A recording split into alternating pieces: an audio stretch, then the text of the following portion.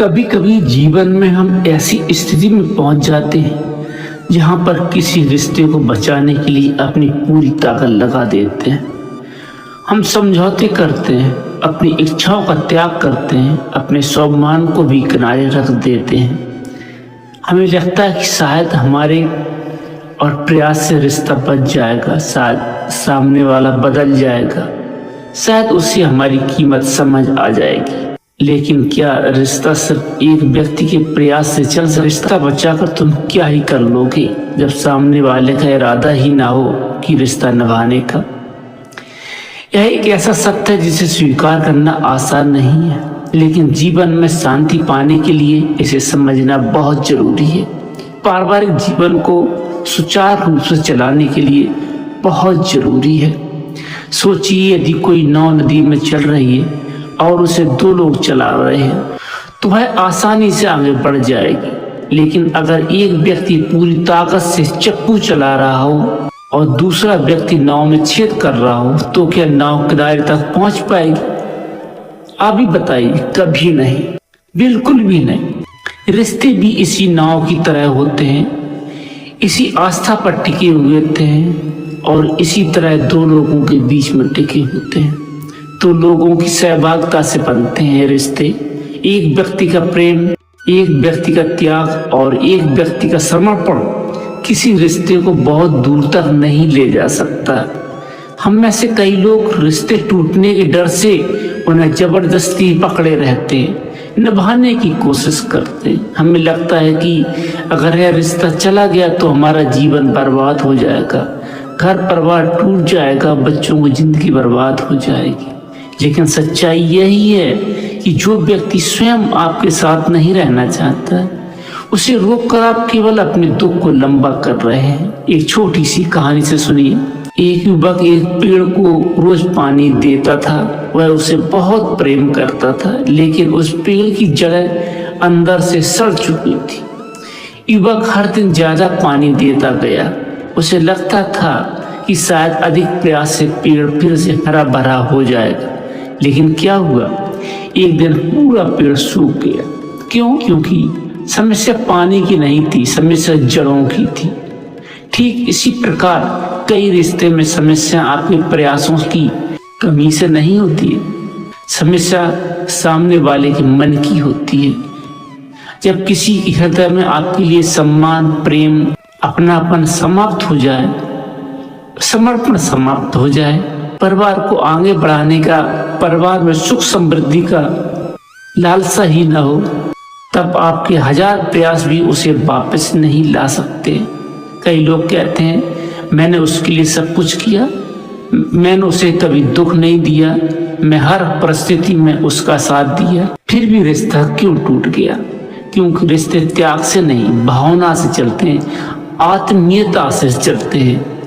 अगर भावना ही समाप्त हो जाए तो त्याग भी बोझ बन जाता है। एक तरफा मान सम्मान कभी किसी काम का नहीं होता है। कल्पना कीजिए, आप किसी व्यक्ति को रोज फोन करते हैं, संदेश भेजते हैं, उसकी चिंता करते हैं, लेकिन सामने वाला कभी भी पहल नहीं करता। आप ही बात शुरू करते हैं, आप ही मनाते हैं, आप ही समझाते हैं, आप ही माफी मांगते हैं और हर उस कदम पर आगे बढ़ने के लिए तैयार हो जाते हैं जिससे घर और रिश्ता आगे बढ़े, पीछे न जाए, यानी टूटने न पाए। लेकिन क्या होता है?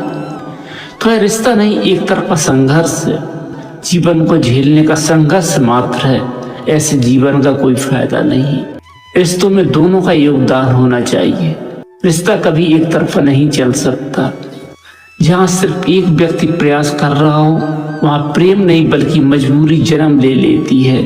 जीवन में सबसे बड़ी भूल यह है कि हम उन लोगों के पीछे भागते हैं जो हमें महत्व ही नहीं देते, हमारी कदर ही नहीं करते। हम पूरा समर्पण करते हैं लेकिन वो हमारी कदर नहीं करते, और जो हमें सच्चे मन से चाहते हैं उनकी कदर नहीं करते। भगवान श्री कृष्ण के जीवन को देखिए, उन्होंने कभी भी किसी को जबरदस्ती अपने साथ नहीं रखा। जो उनके पास प्रेम से आया उसे उन्होंने अपना लिया, स्वीकार कर लिया। जो उनसे दूर चला गया उसे जाने दिया, क्योंकि प्रेम में बंधन नहीं होता है। जहाँ बंधन है वहाँ स्वार्थ है, जहाँ स्वतंत्रता है वहीं सच्चा प्रेम है। आज बहुत से लोग मानसिक तनाव में जी रहे हैं क्योंकि वैसे रिश्तों को बचाने की कोशिश कर रहे हैं, हर बस कोशिश कर रहे हैं, पूरे जी जान से कोशिश कर रहे हैं, जिसकी नींव पहले ही टूट चुकी है। वे सोचते हैं कि अगर मैं थोड़ा और झुक जाऊंगा तो रिश्ता बच जाएगा, घर परिवार बच जाएगा, बच्चों का लाइफ बच जाएगा।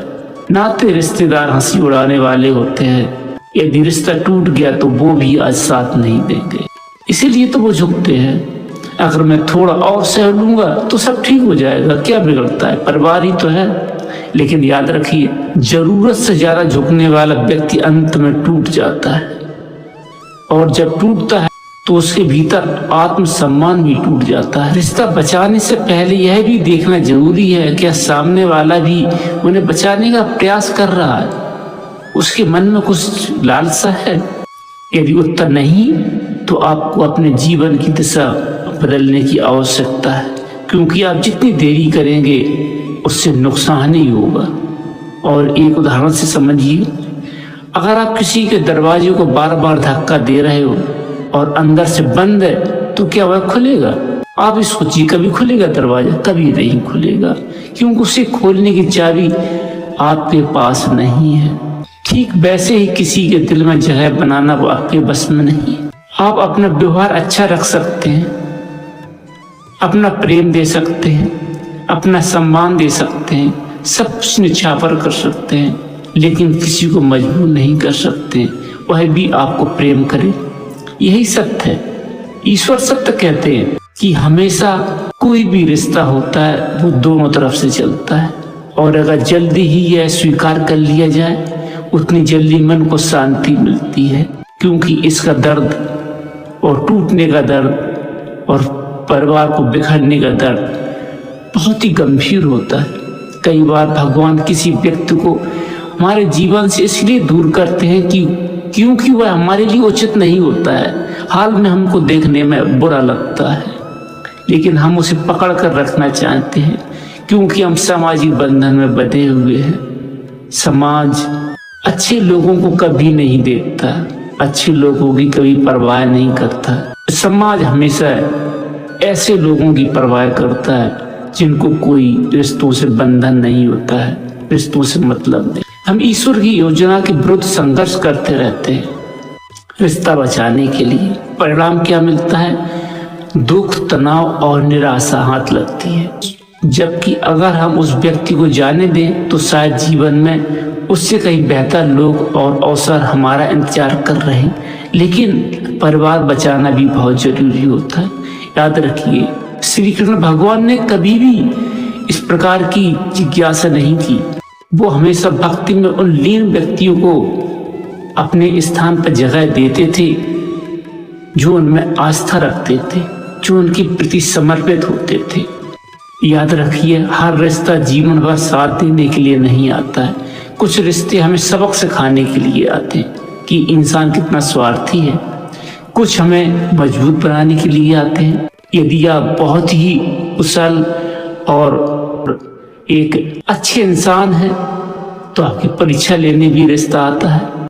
ईश्वर सब परीक्षा लेता है। कुछ हमें आत्मसम्मान का महत्व समझाने आते हैं, और कुछ हमें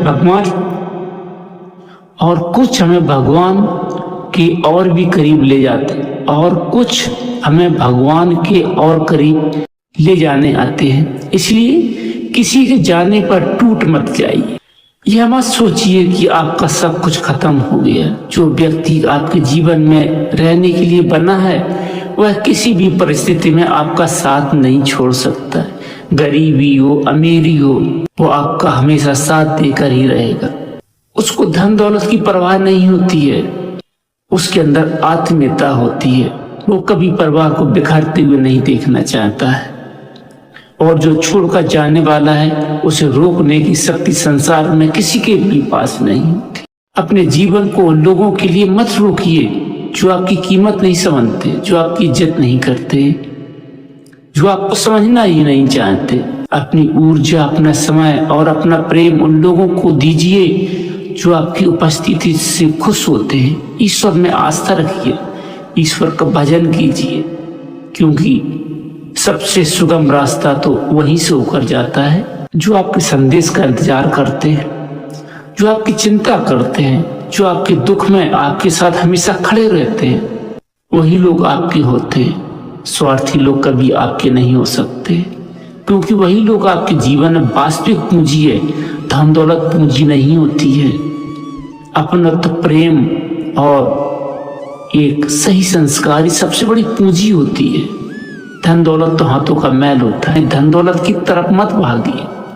और अंत में केवल इतना याद रखिए, किसी रिश्ते को बचाने का प्रयास करना अच्छी बात है, करना चाहिए, लेकिन अपने आत्मसम्मान को खोकर नहीं, अपनी शांति को नष्ट करके और अपने जीवन को दुखों से भरकर किसी रिश्तों को बचाने की कोशिश करना बुद्धिमानी नहीं होती।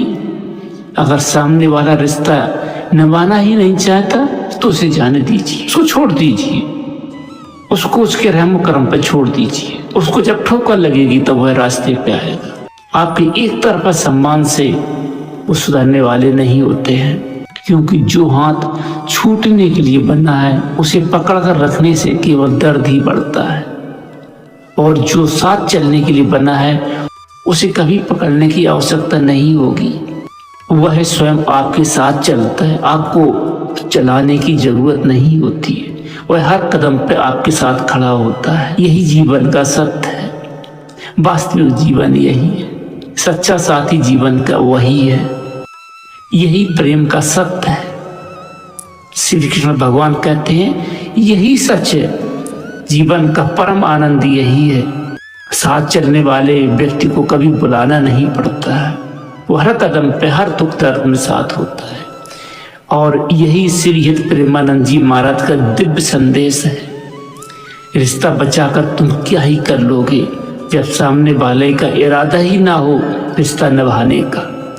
इसलिए स्वयं को पहचानिए, अपने आत्मसम्मान को पहचानिए, भगवान पर विश्वास रखिए और उन रिश्तों को स्वीकार कीजिए जहां दोनों तरफ से प्रेम, सम्मान और समर्पण मौजूद हो, जहां दोनों तरफ से परिवार को आगे बढ़ाने की हिम्मत रखते हो। परिवार के आत्मसम्मान के लिए किसी को बुलाने की जरूरत नहीं होती है। वो लोग स्वयं खड़े होते हैं, बराबरी का रिश्ता निभाते हैं और बराबर से साथ चलने के लिए तैयार होते हैं। वो किसी पे आरोप प्रत्यारोप नहीं करते। तभी जीवन में वास्तविक सुख, शांति और आनंद प्राप्त होगा जब आप रिश्तों को बराबर लेकर चलेंगे।